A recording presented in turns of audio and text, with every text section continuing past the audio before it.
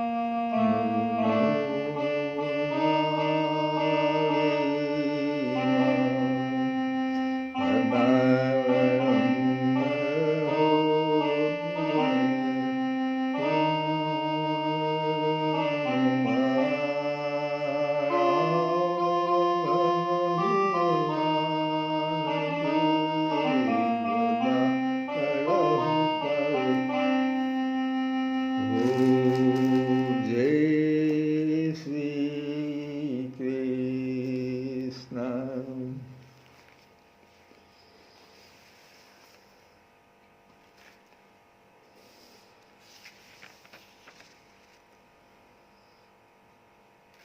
प्रत्येक घर में भक्त की चरितावली होनी चाहिए। अगर नहीं है तो माताओं को भक्त की चरितावली पढ़नी चाहिए और छोटे छोटे जो बच्चे हैं उनको सुनाना चाहिए।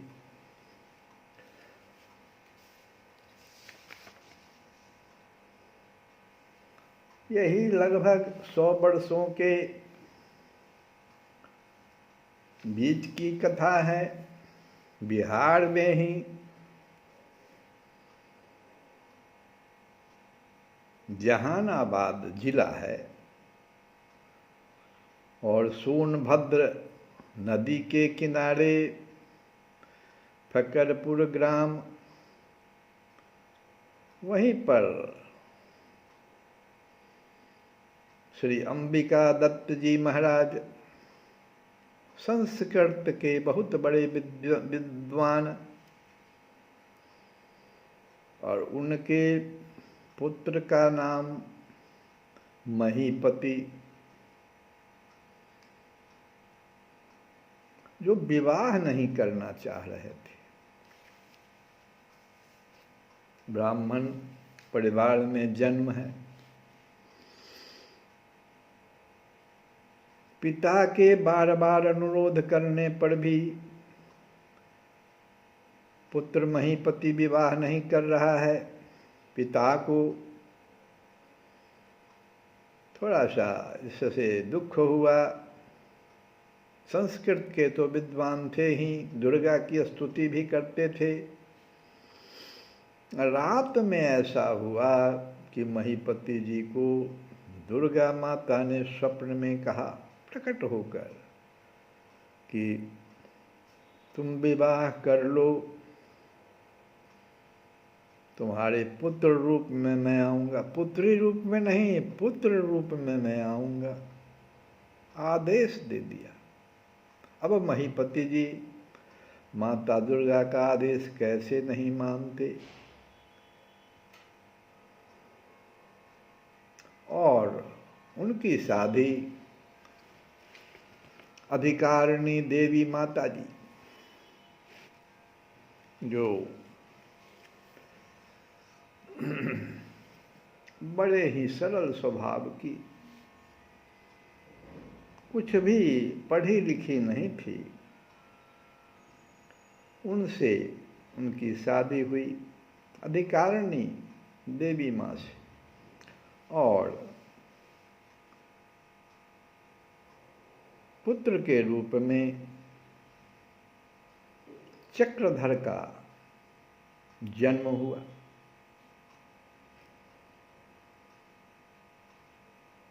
माँ यह बात बार बार कहती थी कि जब चक्रधर का जन्म हुआ था तो मुझे प्रसव वेदना नहीं हुआ था, और सन 1919 की बात है, जब चक्रधर 5 साल के थे।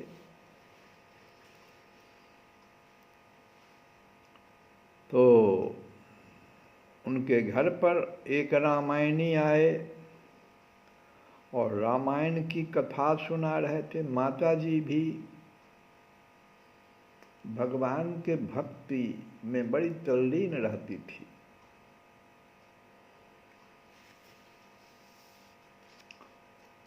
तो उस रामायण का एक पंक्ति उस 5 साल के बच्चे ने सुना कि किस प्रकार से रावण भगवान शिव को शीश काट काट कर चढ़ा रहा था और एक एक के बदले में उसको कोटि कोटि प्राप्त कर रहा था। सादर शिव कर शीश चढ़ाए, एक एक कोटि पाए। बच्चे के मन में इस पद का प्रभाव पड़ गया। भोले बाबा की पूजा तो वहाँ होती ही थी, उस घर में भी भोले बाबा की पूजा होती थी। बच्चे ने चाकू उठाया चुपचाप और अपने सर को चढ़ाने के लिए मंदिर में प्रवेश कर गया, लेकिन हिम्मत नहीं हुई तो अंगुली काट करके भोले बाबा के ऊपर रक्त को चढ़ा दिया।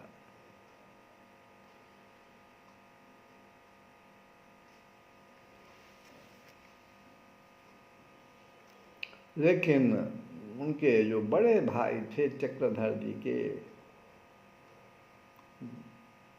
उन्होंने उस बच्चे को बहुत समझाया कि देखो जी, ये तो तामसी पूजा है, सात्विक पूजा तुम करो। अगर पूजा करनी है तो सात्विक पूजा करो। रावण तो असुर स्वभाव के कारण ऐसा करता था। बच्चे के ऊपर इसका प्रभाव पड़ा और वो सात्विक पूजा भोले बाबा का करने लगा। जब वह स्कूल में 7 साल का था, और एक चीज मैं यहाँ स्पष्ट कर दूं कि यह बच्चा और कोई नहीं, राधा बाबा के नाम से बहुत प्रसिद्ध भक्त यही लड़का हुआ। आगे जाके हम लोग उन्हीं की कथा सुन रहे हैं।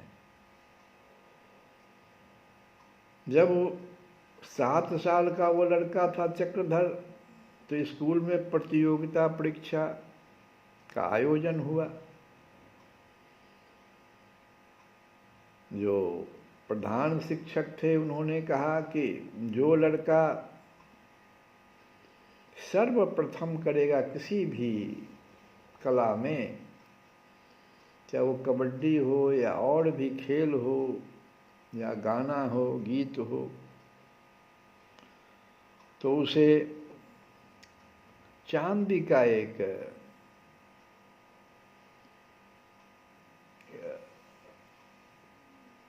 हाथ में चूड़ी नुमा मिलेगा, कंगन टाइप का, चंदन चांदी का। इस बच्चे के भीतर बहुत ही तपस्या का भाव तो था ही।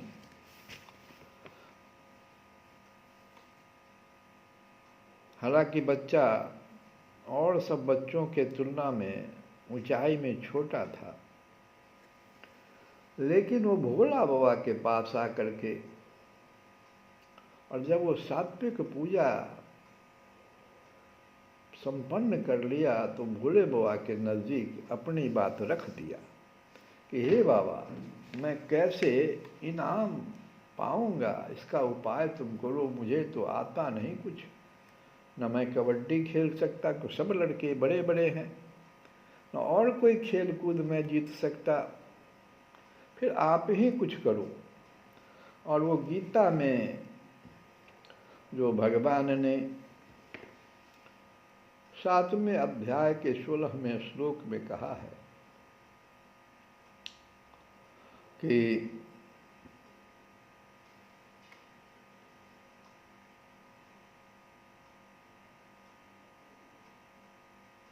आर्त जिज्ञासु अर्थार्थी और ज्ञानी, ये चतुर विद्या भजन्ते मां जना सुकृतनो अर्जुन। ये चारों प्रकार के भक्त तो मुझे भजते हैं।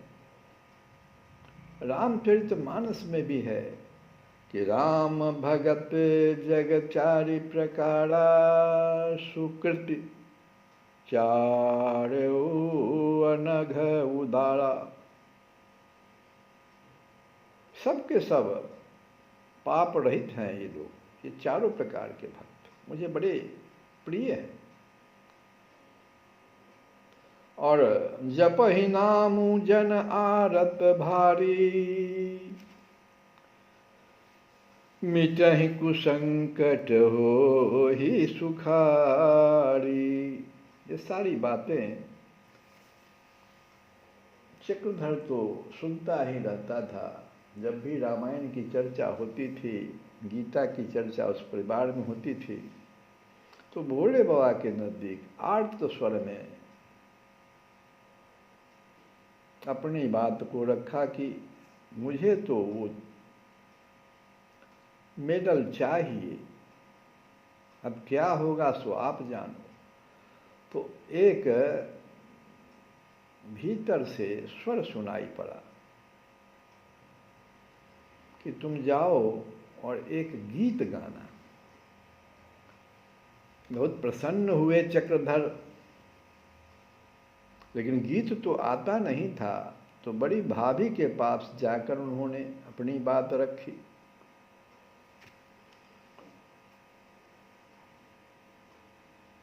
और एक गीत जो है उनको भाभी ने गीत गोविंद का, जो माता जी जो थी सो गीत गोविंद का नित्य पाठ करती थी, तो उसमें से एक गीत जो है उनको याद करा दिया, पूरा याद कर लिए।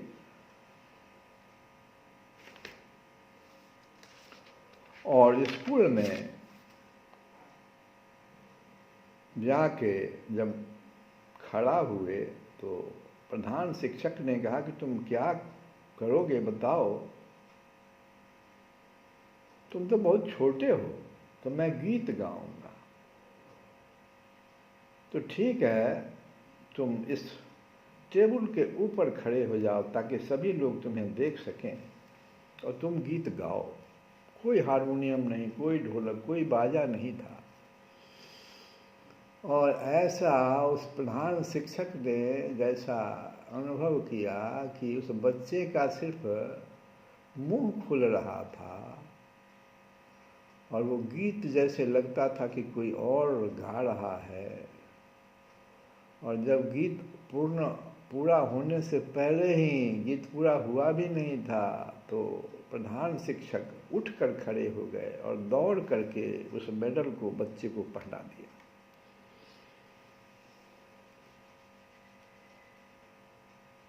भोले बाबा का देखो ये, भोले बाबा की कृपा।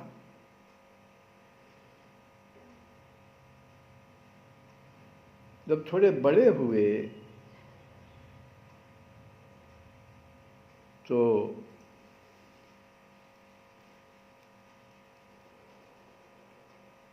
एक और उनके सामने उसी स्कूल का एक और प्रश्न आया कि जो बच्चे सभी सब्जेक्ट में पूर्णांक ग्रहण करेंगे उन्हें स्कॉलरशिप मिलेगा। चक्रधर सभी विषयों में पूर्ण अंक प्राप्त कर लेते थे, लेकिन मैथ में फेल हो जाते थे। चिंता हुई, फिर भोले बाबा से उन्होंने कहा,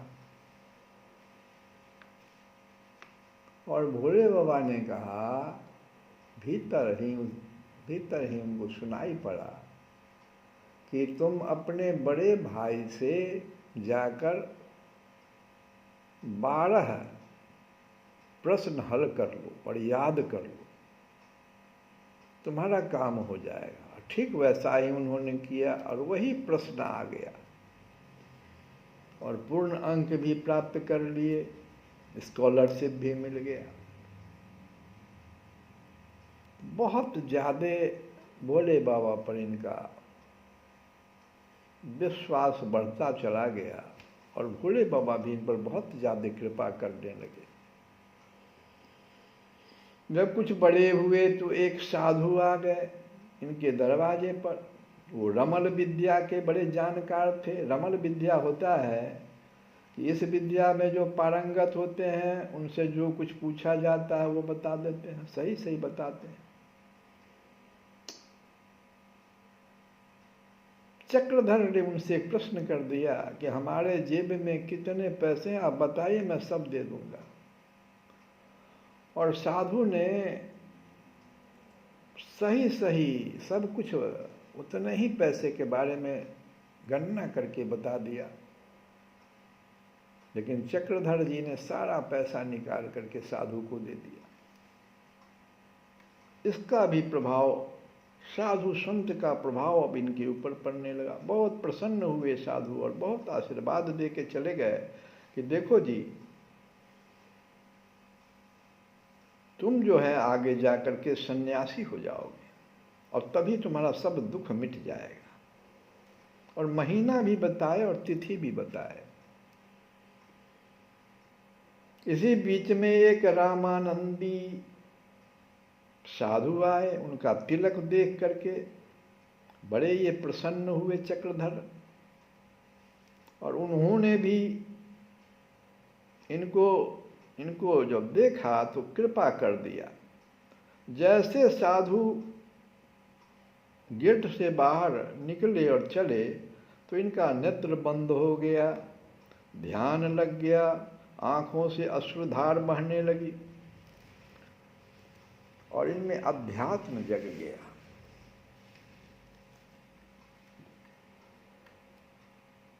बहुत ही अध्ययनशील तो थे ही, अद्वैत ब्रह्म के बारे में हमेशा सोचा करते थे। साकार नहीं, निराकार ब्रह्म निराकार है ऐसा वो मानते थे।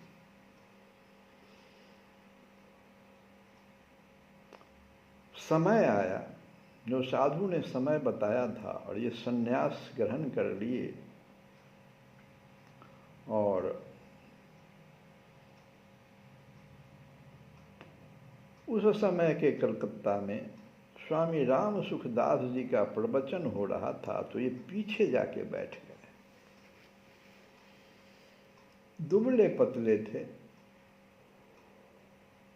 भोजन भी कम लेते थे, रास्ते में तो कुछ लेते ही नहीं थे।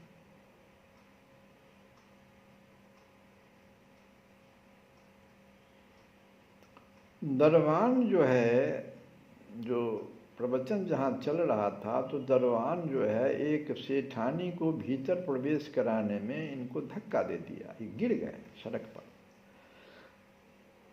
स्वामी राम सुखदास जी महाराज ने देख लिया मंच पर से ही, एक बच्चे को धक्का दे दिया गया है, साधु के रूप में है वो, दरबान ने धक्का दे दिया है, उनसे रहा नहीं गया। वो मंच से उतर कर और उस बच्चे को सड़क पर से उठा लिया और ले आए अपने मंच पर, साथ में बैठा लिया।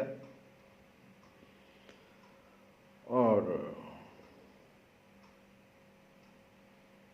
ऐसा हुआ कि स्वामी राम सुखदास जी से उनकी मित्रता हो गई उस दिन से, और बहुत बहुत देर तक साकार और निराकार ब्रह्म पर दोनों के बीच में चर्चा होती रहती थी।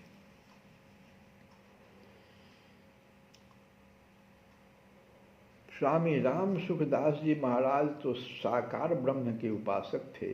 उन्होंने देखा कि यह तो मेरी बात मानने के लिए तैयार नहीं है,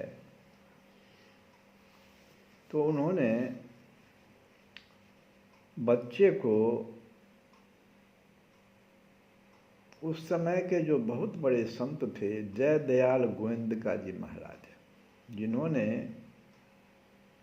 गीता प्रेस की स्थापना की थी,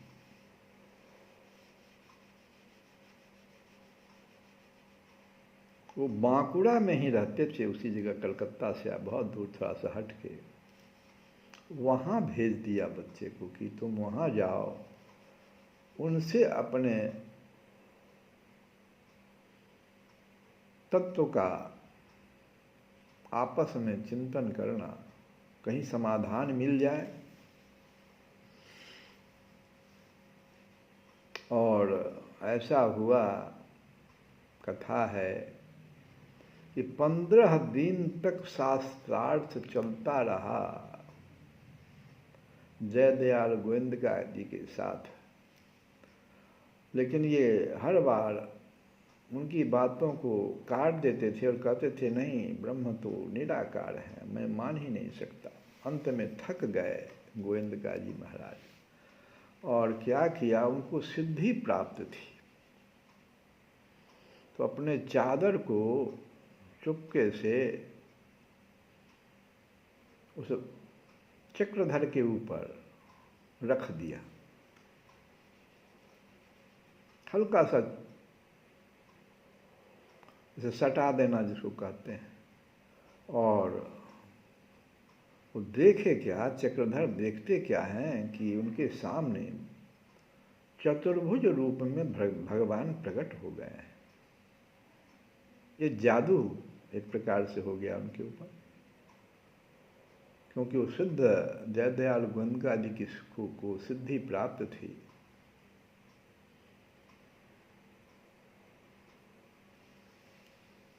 बड़ा आश्चर्य हुआ, भीतर भी चतुर्भुज रूप में भगवान को देख रहे हैं और बाहर भी देख रहे हैं, लेकिन फिर इन्हें ऐसा हुआ कि नहीं, ये तो ऐसा हो नहीं सकता, भगवान ब्रह्म तो निराकार है। ध्यान लगाया तो देखा चादर है मेरे ऊपर, चादर हटा दिया, कहा कहाँ, कहीं कोई भगवान कहाँ है तुम्हारे। जब गोयनका जी हार गए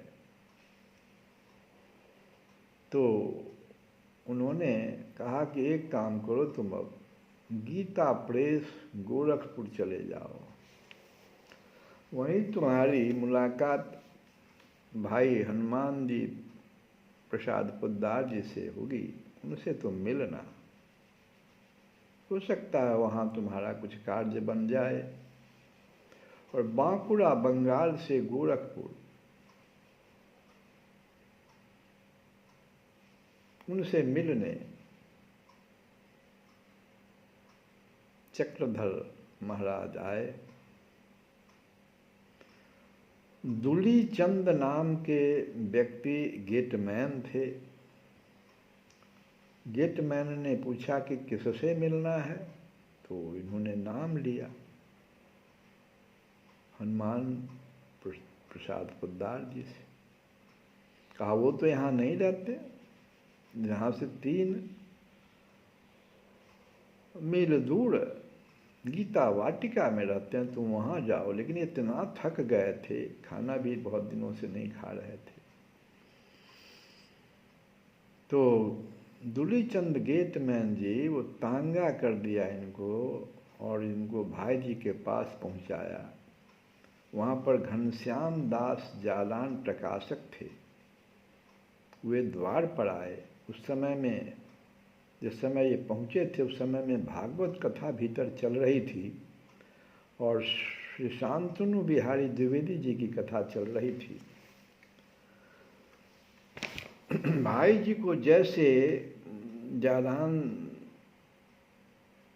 जी ने बताया कि एक गेट पर साधु आया है, भाई जी उठ के अपने चले आए। गेट पर आकर के जैसे दोनों का नेत्र एक दूसरे से हुआ,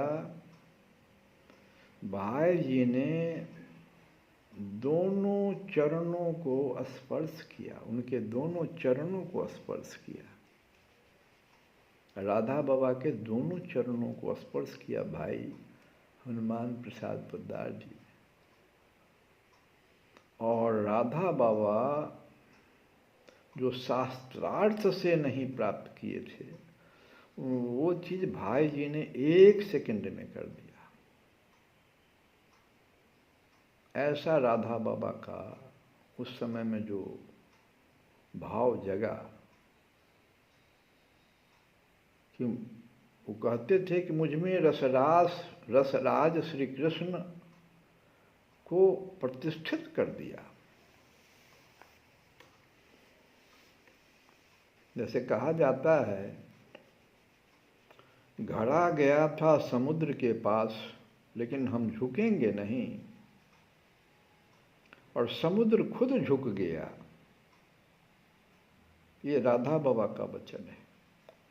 और उसी दिन से राधा बाबा महाभाव में चले गए। तो